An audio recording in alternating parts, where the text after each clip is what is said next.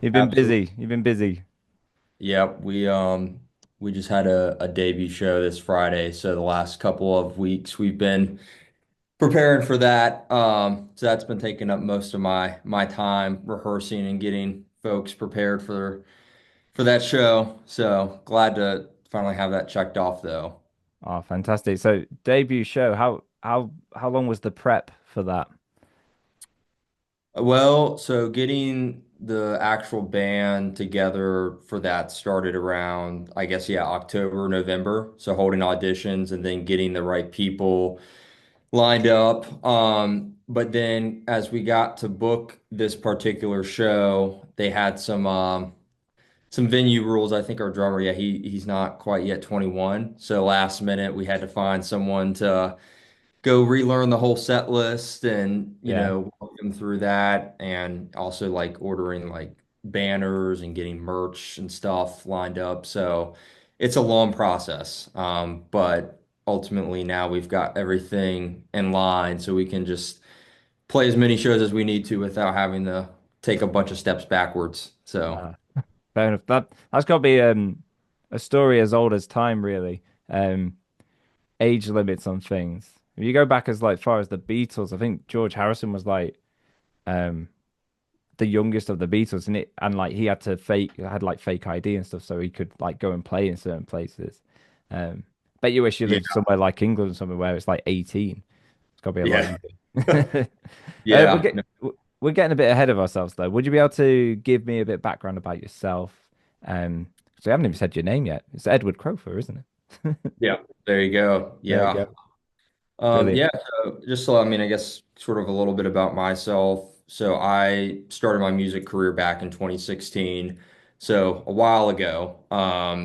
And around that time, I was largely influenced by Portugal the Man, in particular John Gorley. So that's the whole reason I picked up a guitar was I think it was that summer ended up stumbling across the album Evil Friends, in particular the song Modern Jesus, which caught my attention. So from there, I also that summer like just spent 8 hours a day learning guitar. And of course, as one does, when you start learning to play, you look at the classic rock stuff and quickly became a huge Slash GNR fan. Yeah.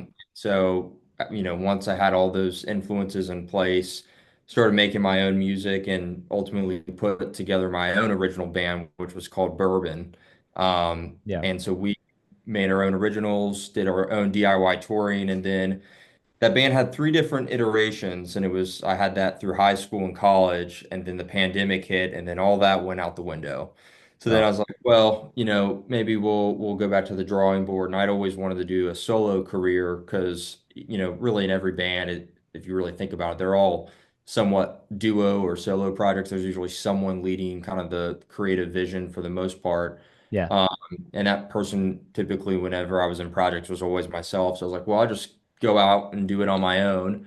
And so since, yeah, my first release was in 2021, been dropping singles and releasing those. And basically it's songs that I've written and, write all the instruments. And a lot of times I'll write the lyrics and the vocal melody, and then I'll hire somebody to come in and sing on top of that. Or sometimes I'll collaborate with different artists if the working relationship's good and I kind of trust their ability to come onto the canvas and paint what they do. But Yeah. yeah, ultimately now, just releasing as much music as I can and starting to now break into the performing side of that with what I've been doing. So, because everything up until now, I've had all this music released, but hadn't been able to actually perform it live. And, Yeah. finally got to, as we were saying, check that off this past weekend.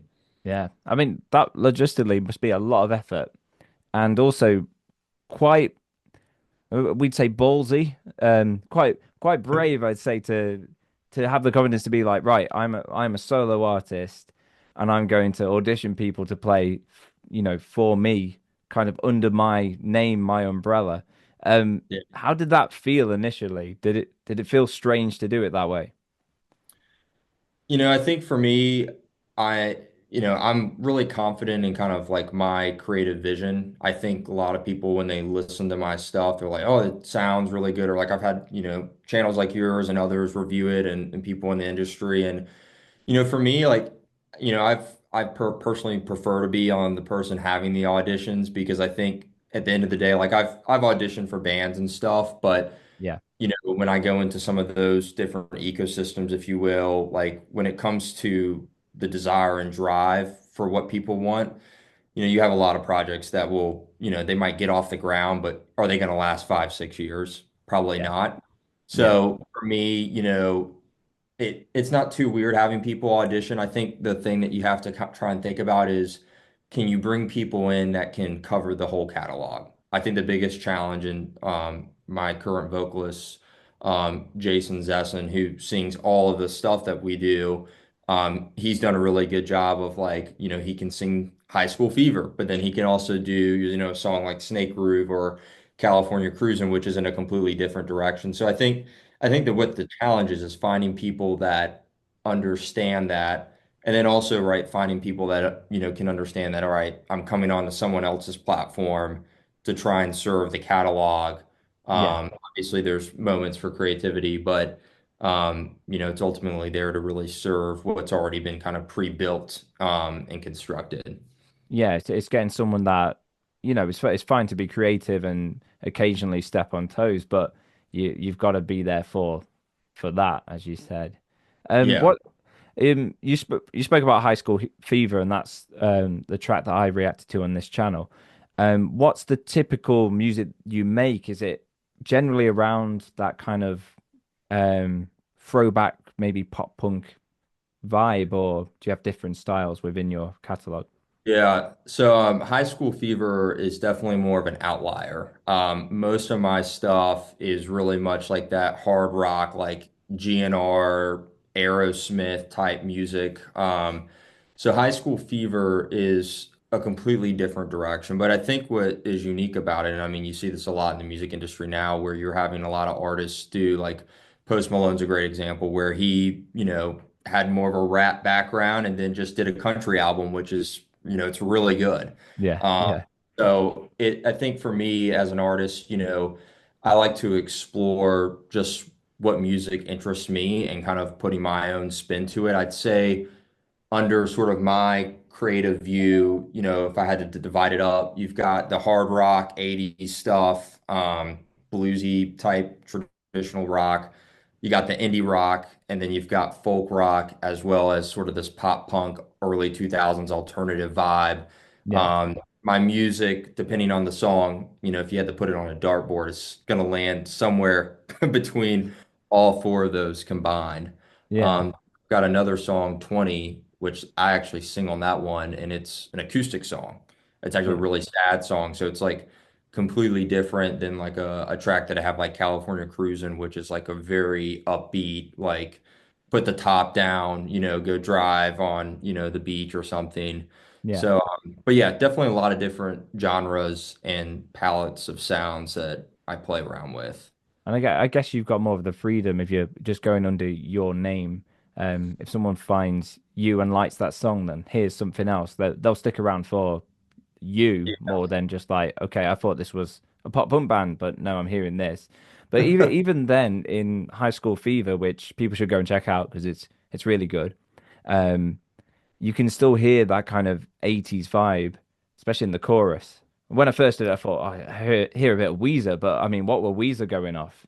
Weezer were going off, Yeah. Yeah. that 80s feel. So there is still that within it, and you can hear the influence. What's interesting, and it's something I want to pick apart a bit more, is having other people sing your songs for you. How do you manage that in terms of, you know, getting a fan base and getting them to understand? Because a lot of people, when they hear a song and they connect with the singer, don't they? As like Yeah. the front person. So you say you sing on some of the songs, and when you're going to perform live, there's someone who sings for you on some of them. How do you manage that? Yeah, no, that's a great question, and definitely on the business side of things, it's something I've been exploring. Mm, It's been interesting to see, how people interpret that. I think, the way I look at my brand is really for me, I'm a guitarist. So like if you think about and I'm a big Slash fan and I take a lot of influence from his career side as well Nice. as his playing. But like if you go to see like his band like Slash's Snake Pit, when they were back in the day playing, you knew he wouldn't be the one singing, but you're going there to really see a lot of that guitar playing. So a lot of the people Yeah. that listen to my stuff, they are guitar players. They kind of know that that's what you're going to go see because it's also on stage. I'm typically like running around, doing all sorts of different stuff. So, um, but in terms of like how I've kind of gone about that, it's interesting because for me, I think not every vocalist is meant to sing on every song. So I Yeah. think it's, nice to have a little bit of I guess a different selection because like for like a song like High School Fever, like I had a guy named Leo Duke out of Nashville who I'm good friends with. He did three of my songs in a row, California Cruising Mystery and Snake Roof. Really, really great job. Yeah. But when you look at a song like High School Fever, probably an 80s rock background is not going to really work for that. Mm. Um, but I think, what people can enjoy from it is it's like these different collaborations. And so I Yeah. think kind of the value proposition, at least when I work with artists, is like, hey, I have this established brand as a guitarist. I need a vocalist for this song. Um, will you sing on it? And then depending on how that relationship goes, like I'm working on a song right now called Sunshine, where, I've already got the lyrics, the vocal melody, and everything written. Yeah. Um, I think kind of where the solo thing still fits is it's like, well, these are even though someone else is singing it, they're singing the things that I wrote for the most part. Now, in particular, when I worked with Leo, I really trust. Like, I'll give him like a prompt, like, "Hey, like Mystery is a song about basically based off like an 80s slasher film Yeah. where this boy and girl kind of like, flirting at summer camp or whatever, and nighttime comes and they go fool around in the woods, but she ends up turning into a werewolf and kills them. So I'm like, hey, that's the prompt. Write whatever you want for it, and then, we'll make changes as we go through the process. And so, I think it can evolve into different areas like that. Yeah. But I think a lot of the vocalists that come onto it, I think they enjoy either the prompts or like, hey, here's kind of the blueprint, but then kind of adjust maybe where you see fit. Nice. Nice. So yeah, you're still kind of pushing that brand as a guitarist more than ever. And I think changing up the vocalist is probably vital if someone's Yeah. listening to your catalog to not go, okay, this is the same vocalist. This must be Edward, for example. Yeah. How are you going to manage it in a live setting then? So I Will you think, be at the front? yeah, well, so whenever someone comes and watches us perform, the guitar playing and the way I perform on stage is very much like I perform like a front man when I'm Right. playing guitar. So we don't, for me, we don't sit in the back or like, we did a cover of like Paradise City Friday and, the whole guitar solo behind the head and all that. So I think really for me, and again, I think where I'm trying to sort of put my mark on the rock genre is like there hasn't, I feel like, been a really good like just rock guitarist in a long time. Like I No. mean, there's been a lot of good ones, but when you think about like those big characters from back in the day, like there hasn't been someone like that. And then in addition to that, you want to have a good vocalist, right? Like when you think about, the Rolling Stones, you got Mick and Keith, or with GNR, you have Axl and Slash. Like there's not been a band that's done that really well. So I think, from the live setting for me, like, Jason, who I've brought in, him and I actually work in a cover band together. That's how we met. We perform like that together.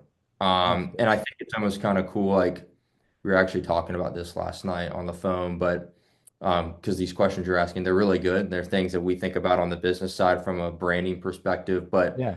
we're almost like, well, if someone's like a really big fan of what we do, they'll probably go through the catalog and see that there's different vocalists, and then they'll see there's like a live vocalist, which is what Jason's doing now.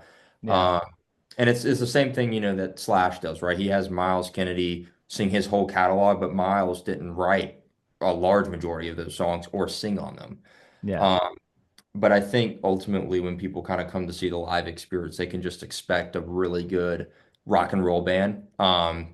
We usually go under just the Edward Crowther band or Edward Crowther and band when we're performing live. But it's an interesting ecosystem and how you try and get it to work. I'll be curious though to see as it grows if that has to change, because you never know. But You should do the what's the and the like Edward Crowther and the Rattlesnakes or and the go very like old school rock and roll as a yeah, suggestion. no, we thought about doing that. Maybe that might be something I let the guys in the band say come up with what you want to go by. So, Yeah. but yeah, no, But that's what we've thought about. as you say, there are plenty of projects like that out there where things that aren't the conventional. Here's the lead singer writes all the songs. Um, happen. If you go to like Elton John and he had like Yeah, was it his friend was it Benny? No, it's not Benny. What was his name? Anyway, he would write his songs for him, and Elton right. would play the melodies for it. Or if you go to like more modern day Fallout Boy on stage, it's Pete Wentz that is like basically at the front, and Yeah, singers kind of more towards the side. So there's plenty of ways like you work it. It's interesting that you talked about there's no great rock guitarist, and I think I agree with you. I think there's plenty of modern metal guitarists that I can name from the top of my yeah, head. Like Toshin Abasi, um, to name right. one, Animals and as leaders. Um, but there's no rock, just like pure rock and roll one. So the only person who I think has been making waves in the rock scene is because they've been doing something different with it. That's Jerris Johnson. I don't know if you've heard of him at all. Um, Name sounds familiar, but I'm gonna have to look that it's up. worth Yeah, checking out. It's definitely a more modern take on rock, but it's got that 80s kind of power metal vibe to it. Um, but yeah, yeah, so if you could give people a reason to listen to you, what would you say makes you unique and stands out from all the other music that is out there? Because there's so much these yeah. days. Well, I think I think when you go on whether it's my social media or you go on my Spotify page and you look at what's been created there, there's someone that, being myself, understands how to make this particular type of music really well. And there's a huge passion for that. And I think, I mean, obviously you have a lot of musicians who are really passionate about all the things that they do, but I do think when you go and you then realize, like, as we were talking about, like I'm completely independent, right? So I bought my own studio, I bought all the equipment, I do all my own merch, I do everything pretty much by myself. I film every piece of content. Um, you're really seeing someone that is creating this because they love it. Yeah, And and I think when you listen to like the music that I have, um, there's a really high attention to detail, and there's a really high quality control process that I have. You can ask anyone that's ever worked with me in a studio setting. I will go through something. I was actually tracking today, and I think I was not happy with the guitar part, and we're like at take 500-ish because I wanted to be just right. But I think, when I listen to, a lot of stuff today, specifically like in the rock genre, I'll kind of put it in that context. I feel like a lot of it is, to some degree, right? You're always going to recycle some things, or there's going to be influences, but like, oh yeah, I just don't feel like I'm seeing someone really put a fingerprint on the genre. Like, I'm like, to me, it's like, okay, like we're just putting a bunch of stuff out. And I think especially in today's music industry where it's about how many singles can you release? Get a single out, get a single out, get a single out. I feel like, don't, you just kind of miss the mark and you start putting stuff out because, this industry today, and I've had discussions with this with other artists and people that, work at, management companies. It's about a TikTok number or it's about an Instagram following. And so how do you do that and get the algorithm to work in your favor? Well, you put a single out and then you promote it, and then you do it again, and then you do it again and again and again. And mm, um, I know a lot of bands that have done that model. And, when I go and listen to their songs, like, okay, maybe the first couple ones are good, but then you go 2, 3 years later, you're just putting out the same product over and over.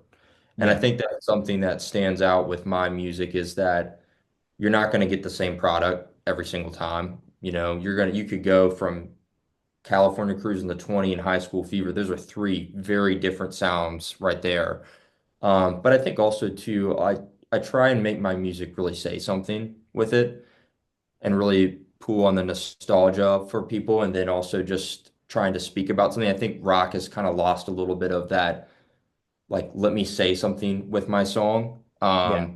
Like I think, Almost maybe political or that edge to it. yeah, Yeah, that it angst is it's gone. just kind of like, I mean, I think a really common thing that I've seen in rock is like, yeah, the stereotypical like sexual innuendos, like an AC/DC song. Like, I see a lot of that kind of recycled, and from time to time it makes sense. But like, I remember like I was in a writing session and I had a vocalist I was working with, and he's like, I think he put the lyric in there like "make my motor hum." I'm like, that's been reused so many times in rock.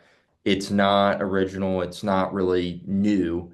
It's Yeah, not saying anything. So I yeah, think with my music, you get someone that's understands the genre and knows how to create really good music, really passionate about it, but it's someone that is also really hungry to like make it. Like, because yeah. I've been doing this a long time, and um this is sort of my, I guess you could say, the last go at it. Obviously I'm gonna do music forever, but really trying while I'm in my early 20s still to see what can happen with it.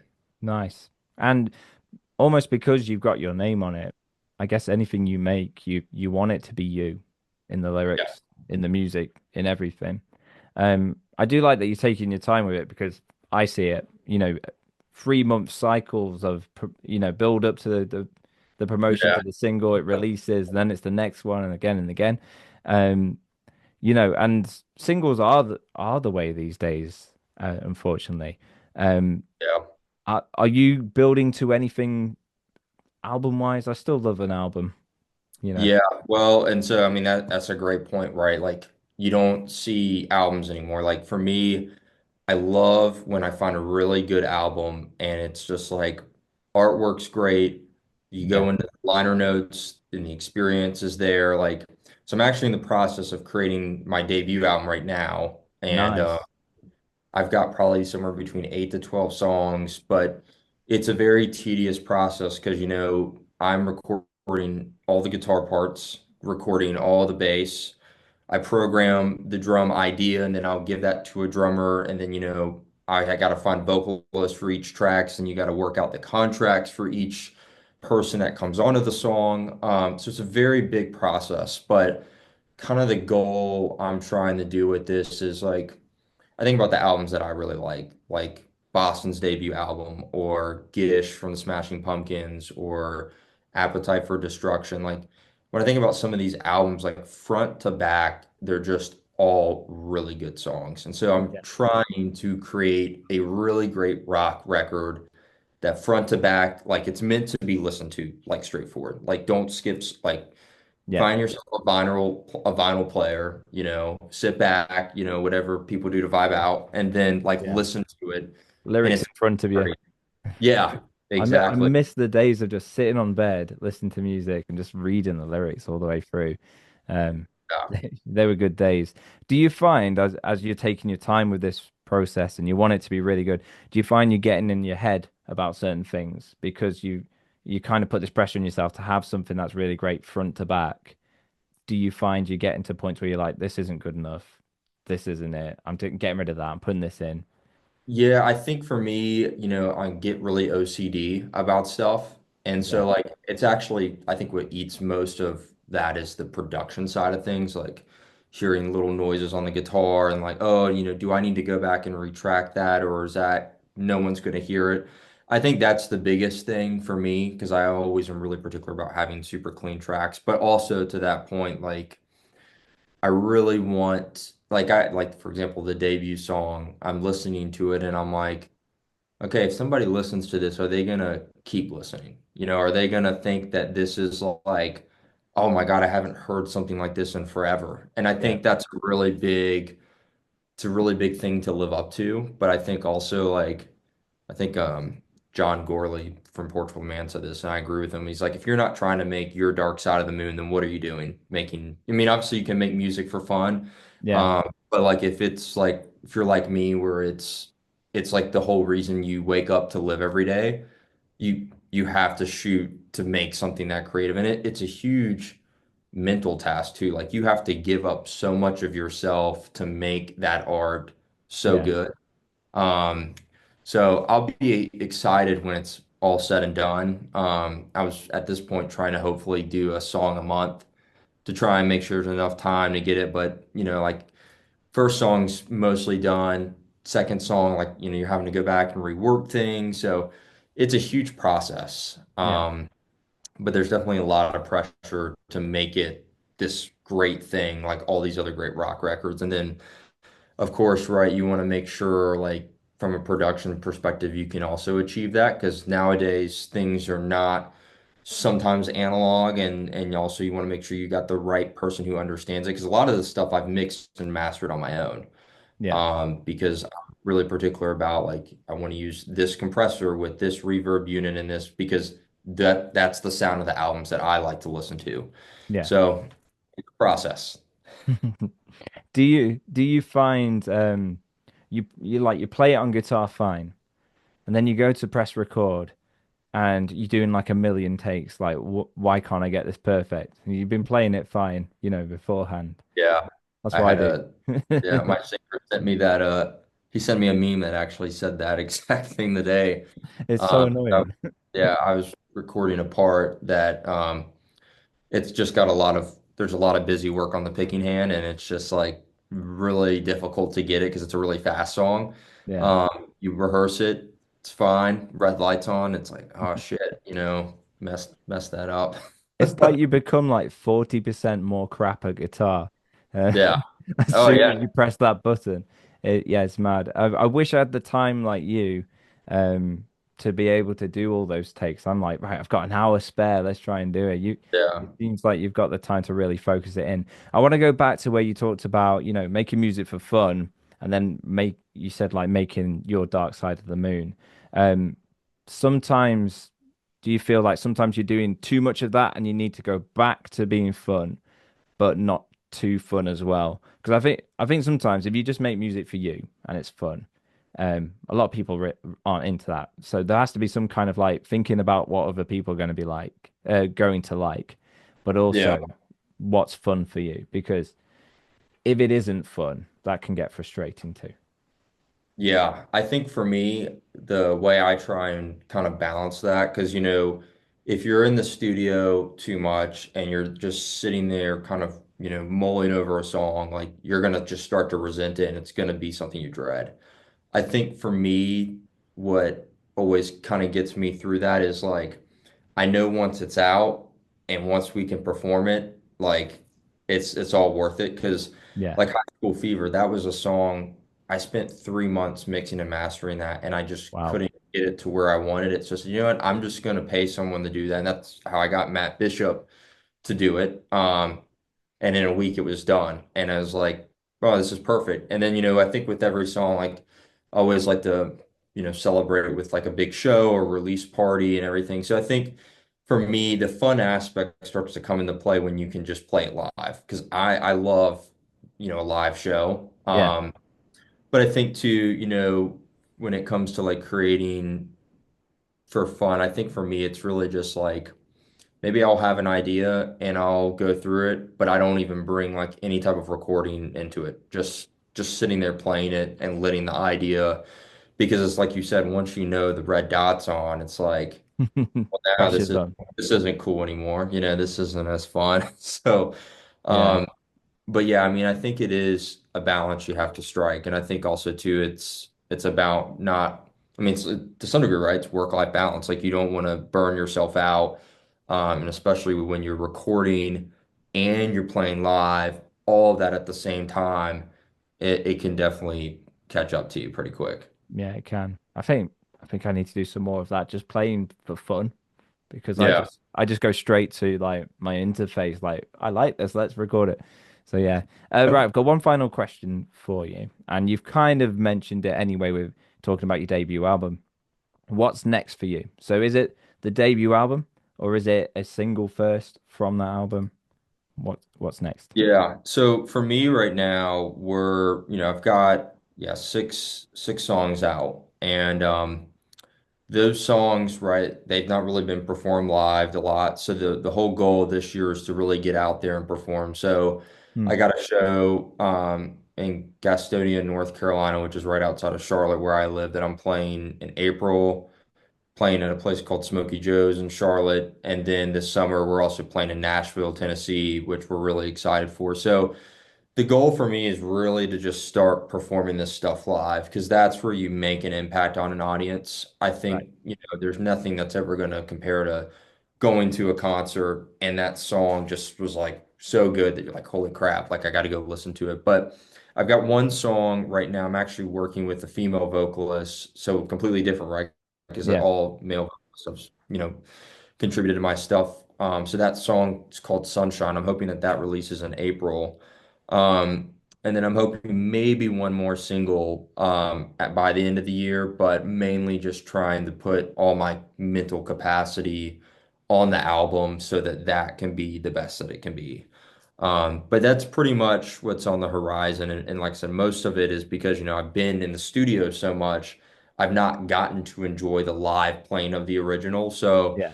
that's kind of back to that balance of, having fun with it. It's like, well, I don't want to be in the studio anymore. I want to be on stage performing it rather than behind a computer with a click track just going over and over and over. So, Nice. Yeah. Amazing. It's lovely that you want to get out there and do stuff. So yeah, it's been a pleasure talking with you, Edward. Please do hit me up with the next single because I do want to know. yeah, Yeah. And take care of yourself. absolutely. Appreciate it. No worries. Take care. Bye. See ya.